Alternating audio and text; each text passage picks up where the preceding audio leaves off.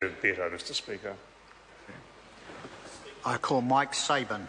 Thank you, Mr Speaker. I just want to acknowledge the contributions of Damien O'Connor and Mr Little, both people with knowledge and experience in this area, and I appreciate the contribution they made to the House. I would just point out, though, Mr O'Connor mentioned about the 3 years that have passed since, and it's a valid comment, but it wouldn't have been sensible or, in fact, proper to put legislation in place before the Royal Commission of Inquiry came out in October of last year, and I think the government certainly has moved to take heed of that inquiry, and indeed we will still find out in the months and years to come what has come about as a result of this terrible Pike River disaster.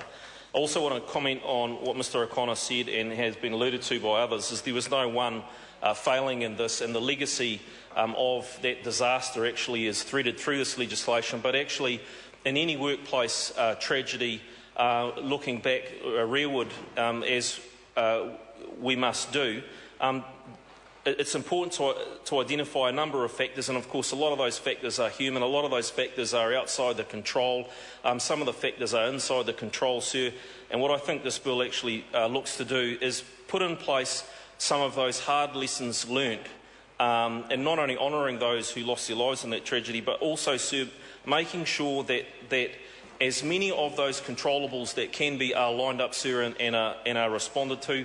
But I must stress that with this or any other matter when it comes to the workplace, it will always be a collection of a number of factors that contribute to things going badly wrong.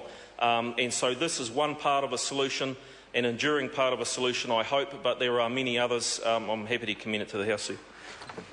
I call Barbara Stewart. Thank you, Mr Speaker. I stand on behalf